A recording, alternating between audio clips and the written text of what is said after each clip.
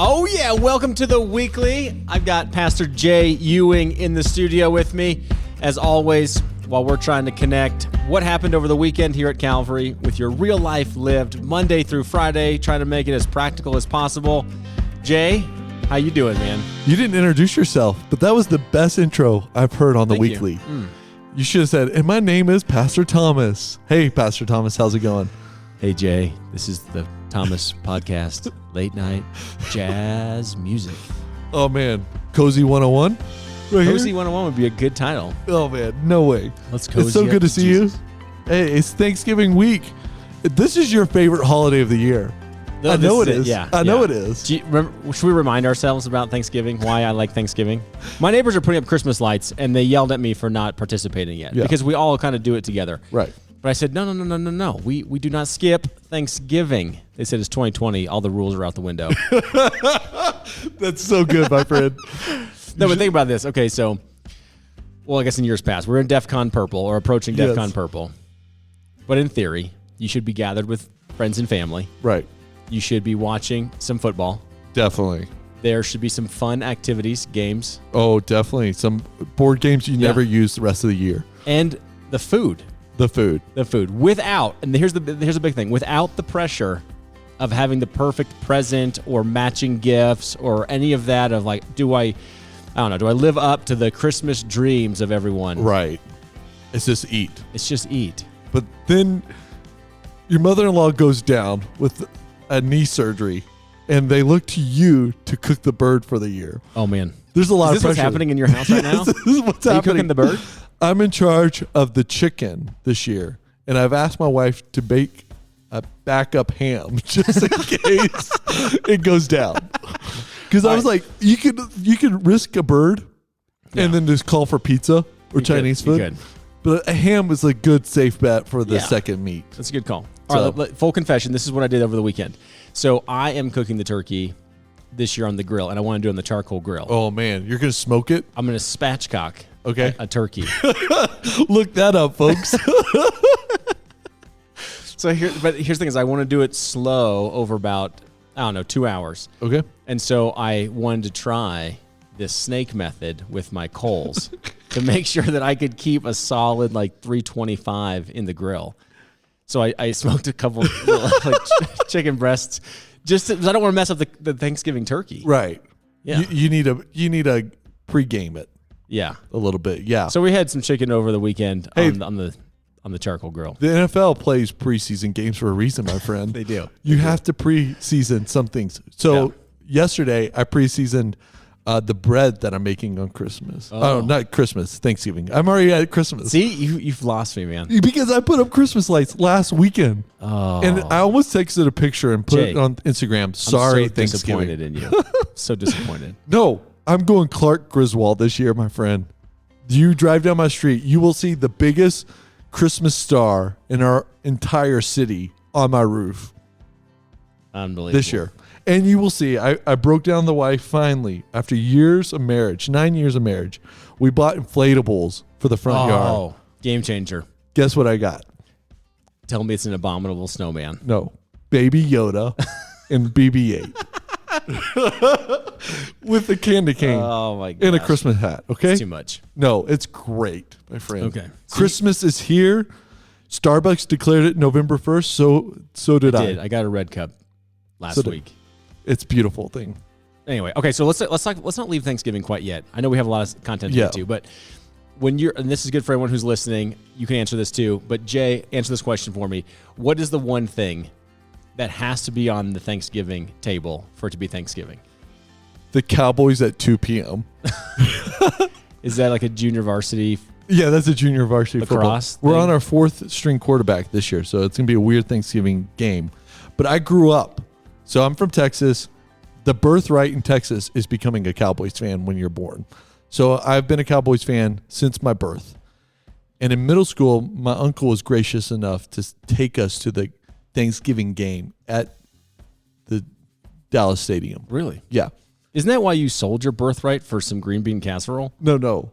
Green bean casserole. Throw it out the window, man. That's an empty card. You want to fill up on roll, my friend. Rolls. Okay, last question. We'll move on. Anyways, no, but sorry. Thanksgiving Day. Tell me about your Cowboys personal have story. to be playing on Thanksgiving Day. You have to watch the whole game, or Jesus is very sad at you. The whole game? The whole game. When was the last time you sat down and watched an entire football game? Last Thanksgiving. It's going to be great, man. That's great. Yeah, I love Thanksgiving Day. What's your favorite food on Thanksgiving Day? All of it. Yeah. Just all of it with a period. Are you a pumpkin pie to finish it off? You know, I like pumpkin. I'm just a pie guy in general. So any kind of pie. It probably starts, gosh, I don't even know where. I mean, we try to make like 4 to 8 pies. Right. You're the pie expert family anyway. We just love it. I don't know. I just love pies. I had the best pumpkin pie actually last night. It had a chocolate crust. Like a chocolate. It was amazing with pumpkin pie. It's like, why haven't we combined chocolate and pumpkin all these years?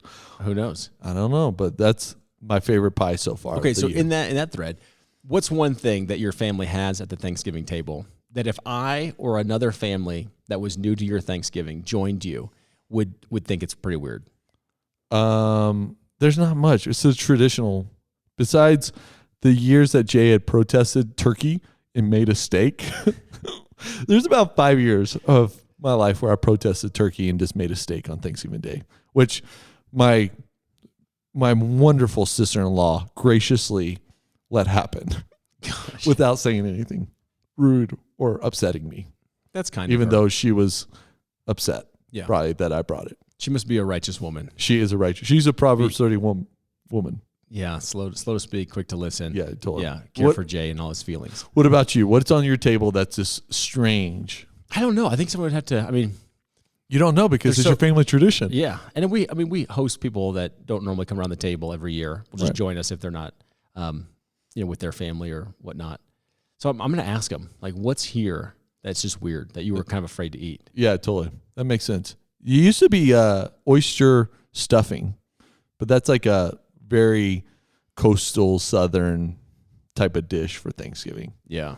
I don't eat that anymore because I'm in the middle of land. You're in Texas. Kristen has a rule: if you can't see the ocean, don't eat the fish. That's a great rule. Yeah. She's what about like catfish? Because you can see the lake. I don't think she eats catfish. I don't think she does. Bass or catfish? Okay, All we right, talked a lot about food. Everyone's going to now pause and go eat something because we're all hungry.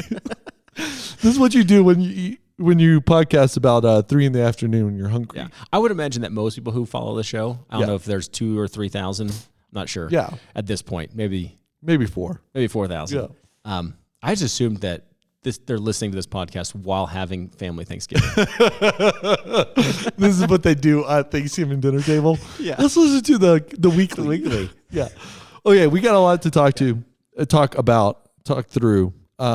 This is a great week. You talked about Acts 29. How many of you out there, how many of your listeners actually tried to turn to Acts 29 when Tom said, let's turn to Acts 29? I bet you several people did. Definitely. Or their Bible app was like, Yeah. can't find Reject it. Yeah, totally.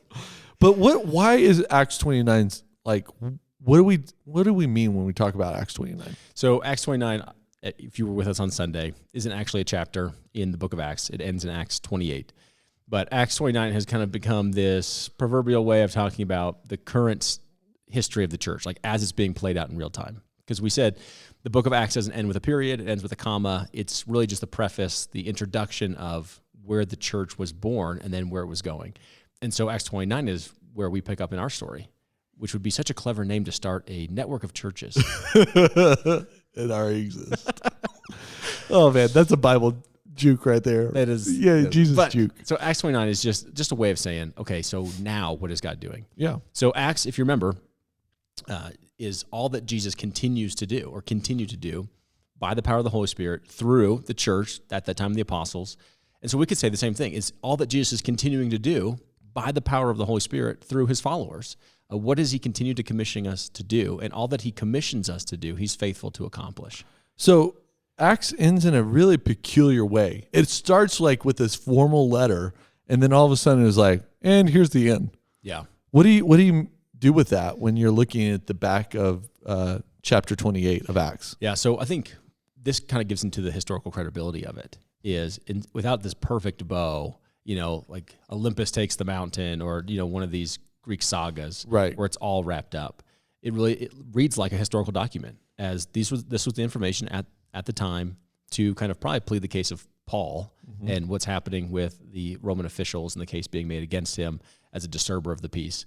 And then ending with, that's where he is. He's in jail. He's waiting 2 years, and we'll see the outcome of the trial. But he continues unhindered is actually what the NIV tells us. Unhindered. I mean, probably holding nothing back.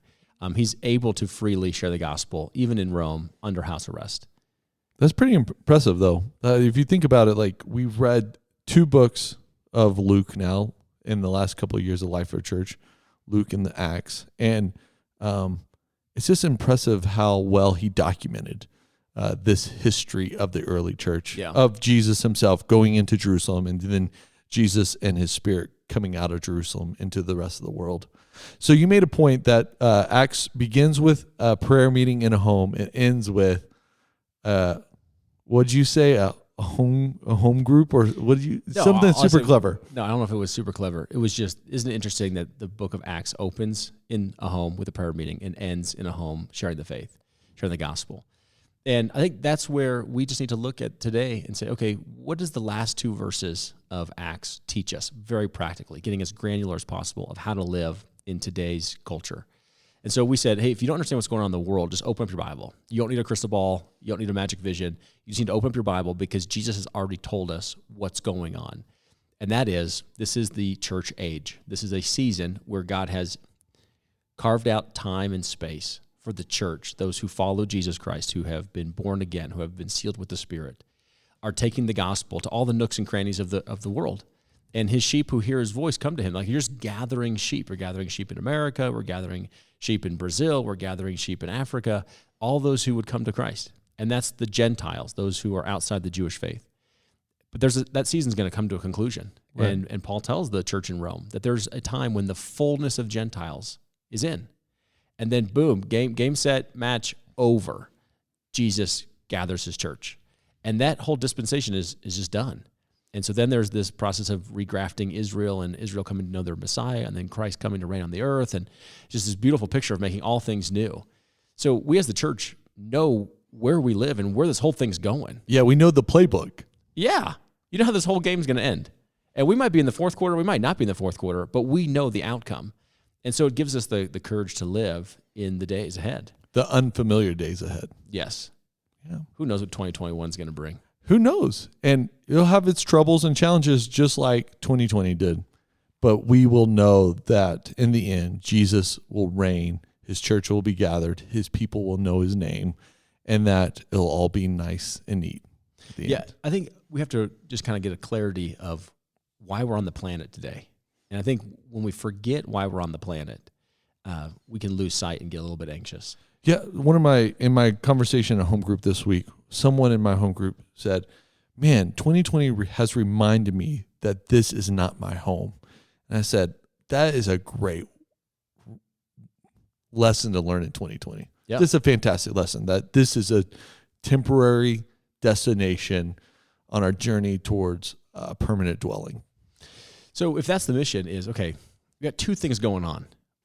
For me personally, and for you personally, the mission is this: find Jesus Christ and be conformed in his image. Like that's what life's about. Like, you should be conformed to the image of Christ. We should spend our energy allowing God to do his work that only he can do, putting ourselves on the potter's wheel every single day, asking him to mold us and shape us, pull out those pieces that don't belong in our life, and then just continuing to embed the fruit of the Spirit. Then there's the second piece that we're not going to have after the coming of Christ, which is evangelism, is to participate in the gathering of his sheep. Paul says, I'm sitting here in chains and I'm struggling after the gospel for the sake of the elect, how God has called and people have answered. Don't even know how that mystery works. But I'm doing this all for them. I'm giving my life away for the gathering of God's sheep. That's what we're here for the planet. And that whole dispensation will close. Right. And we will spend eternity with God growing, I think, in his likeness almost. We'll enjoy fellowship with him, understanding God's ways. We're going to have worship, fellowship. All of that's going to continue. Yeah, an important conversation with Noah and all the others. That got some questions. Yeah, got some questions. Fill in the blank here. I can't wait for that. But evangelism will be over. Yeah. Like we have that work that's divine work today. And that's why we have breath in our lungs, to be conformed to the image of Christ and go gather his sheep. Yeah, Paul reminds us in 2 Corinthians 5 that we are Christ's ambassadors, that we have this ring that declares that we are here on behalf of Christ. Yeah. And so how are you living is the real question to share the good news of Christ. How are you engaging your world to reveal who Christ is to you and to the nations?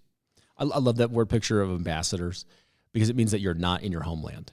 Right. That you have been deployed to foreign lands and you represent your home kingdom to foreigners to help them see what is the ethic of the kingdom, what is the law of the kingdom you come from, what is the governance of your kingdom. What is your king like? What's your king like? Yeah. So, yeah, we are ambassadors. That's the mission. And so here we have Paul, okay? And you would think he's just totally lost heart. I mean, gosh, I'm in Rome, finally got here, but now I'm in chains. I got to pay for this place. I'm under house arrest. I can't do anything anymore. It feels like he's quarantined. Mm-hmm. And we find him there with great enthusiasm. And it says that he's welcoming everyone who came, teaching and preaching with all boldness and without hindrance. Yeah. And we can't forget in Acts 20 when he meets with the Ephesian elders, he knows exactly what's going to happen. He's going to go to Jerusalem, and this is what's going to happen.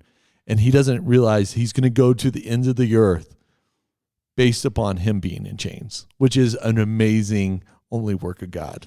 Yeah, God's mode is different than my mode. Yeah. You know, he's answering the prayer. I mean, God told him, you're going to go to Rome. The mode of how Paul was going to get there was unknown. Right. So here from our text, okay, let's just talk to a few people who maybe feel discouraged today. If you feel like the church is closed, if you feel like the witness is stifled, if you feel like the world is falling apart and you're growing discouraged, what are 3 things that we could begin to build into from these last 2 verses in our own spiritual life and build some spiritual muscle? Maybe some muscle that has grown, into atrophy living in America with a church on every corner. But what should we be exercising that we see in the last last 2 verses? What are 3 things that we could really build on our bodies? And this is a culmination of what you've been asking since March. You've been thinking about this, praying about this, really pondering what is God going to do with us in this season. And so you came up with 3 really handy-dandy ones. What are they? Well, I think it has been a whole season of this. It's like, okay, was God surprised by coronavirus? No way. No. Were we surprised by coronavirus? Absolutely. And so I think it's just a really healthy posture whenever we're caught off guard, knowing that God's not. God's got the game plan laid out, to just pause and say, Heavenly Father, what do you have in this season for me to grow in the likeness of Christ? What muscles need to be built? What muscles need to be strengthened? What things in my life need to be cut out? With this in mind, I'm being conformed to the image of Christ, and I'm gathering sheep. That's why I'm on the planet. So the first one I think is just him being hospitable. We talked about this, being in a home. Yeah, hospitality, which is a spiritual muscle that the American church hasn't really been that great at, in the sense of we've had the resources, the square footage in buildings on corners of every street to practice this there, but not in our home. Yeah, the story of Acts is some of the most hospitable people. Right. Welcome people into their life, into their home, sharing resources. Here, Paul is using his own resources. He's leveraging his own wealth, it seems like, to be able to care and support for his own needs and with the needs of others. And I would agree with you, Jay. I think I look around, the American culture and specifically where we are, it's hard for people to invite others into their life, to do shared life together. Yeah, and it's because we have all these expectations of what it should be and how we're inadequate with it based upon what the media is telling us, what Pinterest is telling us, whatever our Instagram friends are telling us, the influencers, is like, man, my house doesn't look like their house. Or, I still have that project that's lingering in the living room that I don't want anyone to see until it's completed in 2022. You know what I mean? Like those type of things that we go through our head and we're like, or based upon our house, like we live in a smaller house in Erie, Colorado. Our bathroom is upstairs. There's no downstairs bathroom. So that limits us on who we can invite over to our house at times, because there's the elderly population that can't make those stairs. You know what I mean? So we feel like inadequate in inviting people over at times. And then I realized we've always felt inadequate. We always will be. If we had the biggest house in this town or the smallest, we will always feel inadequate to invite people over. All right, so let's talk about that trying to make it as practical as possible. For us to grow in this muscle of hospitality, I think we have to shred a couple things that aren't true. And you had mentioned it, like the expectation of what our event or our welcoming would be. Right. So first and foremost, hospitality is not entertainment. That's right. So it doesn't mean that we're throwing entertaining parties. Entertainment is when you get all the cups to be matching. You know, in my house, there's too many kids that break too many glasses. They no longer match. Yeah. But entertainment is, can we get all the dishes to match with the right foods at the right time? With the right silverware in the right position. Absolutely. Right. And then from there, we want to make sure that everyone's having a great time. Yeah. And then we want to make sure that they feel entertained almost. That's not hospitality. That's a great thing. It's super fun. But hospitality is creating a space where people feel like they can be themselves and be cared and find respite. A hospitable person or a hospitable home is one that you enter and feel loved, cared for, and feel almost at peace. Right. That it's something that like fuels them. You know, and that comes out of that individual sharing just the presence of the moment of like, you matter. Let me ask you about yourself. Yeah. And enjoy the company that I will share with you. So knowing that, it takes some of the pressures off, right. At least for me and Kristen, of what we're going to be serving people. We've done it to the nines before, and it's super fun. We also know choosing a certain meal that can be easily multiplied so that if there's a few people or a lot of people, we can feed whoever's there without having the feeling of, oh my gosh, we don't have enough for people. Okay. And so taking a lot of those things just off the pressure, or taking pressure off so that you can be more available just to meet with people. Because remember, you're trying to create a space where people get respite, feel cared for and known. So that's one. We've got to grow in hospitality, and that's kind of got to shed that idea of entertainment. Yeah. The second thing is I'm not enough. So like whatever you have, whether that's a 1-bedroom studio or a 3-bedroom house, is in our head like that's not enough. It would have to be more than this, and then I'll start entertaining. Then I'll start being hospitable. I think we just have to start with what we have. Paul was under house arrest. That doesn't seem like a great space to have people over to. Totally. Like, yeah, see these chains? That's awkward. Yeah, that's probably a tough conversation. Right. But he's using his house that he has, and there's probably a Roman guard watching him to bring people from the Jewish community in to talk about the gospel, anyone who would come over. So whatever you have right now is enough. God will resource you in ways that he wants to use you to reach people around you. No doubt, man. That's a great encouragement for us in this culture that we live in. And hospitality, I mean, I'm kind of on my soapbox now. It doesn't have to be in person. So in this season where, we're really being told, only two households, up to 10 people, hospitality you can open your life, your schedule to just call someone, connect with someone. And I think this is where the church needs to really step up, is connecting with people in their community. Life is really, really hard for a lot of people right now. And I don't think people's well-being is going to be much better going into a second lockdown. I think even just for my own state, my own family, it feels somewhat defeating to go back into this lockdown. And so we have got to be checking in on people. And so some ways just be hospitable is carve out time in your schedule to reach out and connect with people you haven't heard from in a while. That's right. And, text messaging is a really good thing if you're learning, you need to know what you forgot on the grocery list while you're at the grocery store. But it's not the mode in which you can actually hear someone share what's going on in their life. So actually a phone call, a Zoom call, whatever that is better than the simple email or text in this season with hospitality. Because you get to actually hear, oh man, I hear disappointment. What is that all about?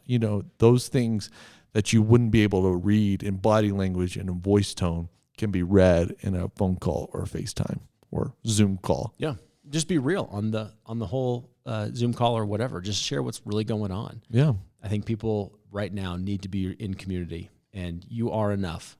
The real version of you is enough. You don't have to get a nice filter on. Just reach out to somebody. Okay. So the second thing here on the board is called flexibility. We see in the last 2 verses, Paul's willingness to be flexible no matter what circumstance he finds himself in.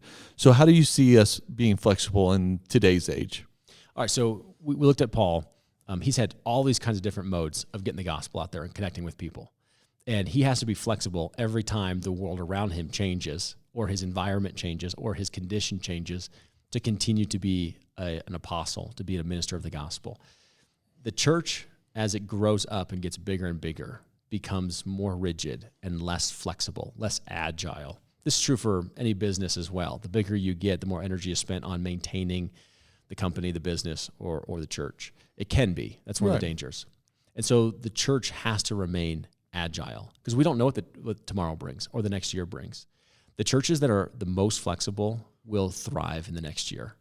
The ones that are rigid and unwilling to adjust their programming, their schedules, their expectations are really going to have a hard time. Yeah. So that's one of the muscles for us, I think, it's just Christians, period, is I have no idea what tomorrow brings. God has not intended for me to know that. That's why there's daily bread. That's why there's daily mercies. And they're new every single morning. And I have to remain flexible. So what is a practice that you can remind yourself to? What is one of the practices you've done as a pastor, as a follower of Jesus, to remind yourself to be flexible, that today is not your day. It's written by God, trusting in him. You know, I think just as you said, for me personally, I have to be reminded of what's really going on and who's really in charge. On Sunday, before Jay even got to his home group, he was just sending me a text of encouragement, and he sent me a text from Ezekiel and just said, hey, quick read. It's not sports. It's not news. It's just encouragement to remind you what's really going on and who's really in charge. And I was really encouraged by that. Do you want to read that text? Did you bring it up? Yeah, man. Thanks for that. That's really nice of you to say those things. But yeah, this last year I've been looking at how has the church survived over pandemics and plagues and wars and rumors of wars and all the things over the last 2,000 years. And I've found myself drawn to this thing called the church calendar, which is sort of the rhythms the church have made. And this last Sunday was Christ the Lord Sunday.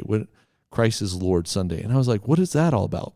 And it's basically the week before Advent or Thanksgiving, or that time between the end of this sort of fall season and the arrival of Advent, to remind yourself that God's still in charge. And so this is one of the verses that was in that reading that day. And it was Ezekiel 34:11. It says, for this is what the sovereign Lord says, I myself will search for my sheep and look after them.